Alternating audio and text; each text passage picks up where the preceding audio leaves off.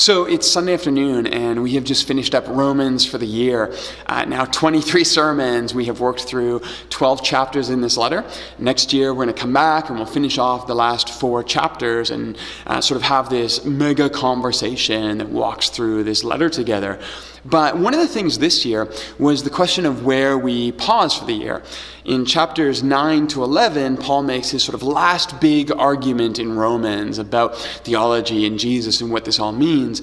In chapter 12 through to the end, he pivots into his sort of so now what section. Like, what does this mean in terms of Christian community and where we go from here? But one of the reasons we decided to include 12 this year was because this is one of the areas I think we actually kind of get Paul wrong.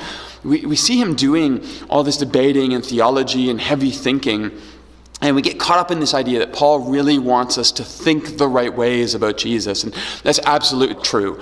Paul sees in Jesus this carefully cultivated story of God that's been building all through the Hebrew Scriptures, and now it goes global in Jesus. And the walls are thrown off, and everyone is included into the chosenness of God, and it's this really beautiful thing. And he wants to look back and help us see how that's always been there all the time, bubbling to the surface until finally we see it fulfilled in Christ.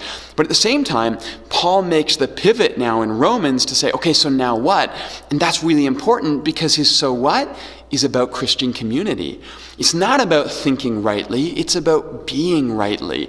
He talks about our sacrifice now not being the ritual that we do in the temple, it's our lives that we live, the everyday, ordinary life that we go about. It's about how we listen to each other, how we trust that everyone around us has something to add to the story. It's about, as he says beautifully in chapter 12, living at peace as far as we can as it's up to us with everyone who crosses our path. And this is really important for me if we're going to get Paul in Romans, that yes, we should try to make sense of his arguments, and we should try to understand his theology. But at the end of the day, all of that for Paul leads to community. It leads to how we embrace each other. It leads to how we live with each other. And this is the heart of the Christian story. It's not about what we think. It's about who we are and who we become in the light of the story of Jesus. Absolutely. At a church like Commons, the Bible is so important to us. Our theology is incredibly important. And we put a lot of work in to understand that rightly. But if it doesn't lead to a question of, okay, so now what? The way it does for Paul. If it doesn't lead us to be more generous, more graceful, more peaceful people with the people around us, then what good is it? This is ultimately what Paul is pulling us towards. And it's something I think we really need to capture in Paul, in Romans, if we're going to understand his heart. That ultimately, Paul has been transformed by the story of Jesus. And he now wants to see not just us as individuals, but us as communities of people.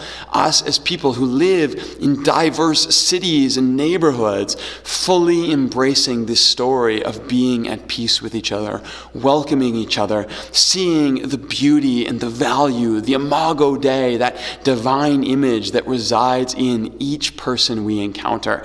And if we don't get that, then we've missed the heart of Paul, and more importantly, we've missed the heart of Jesus.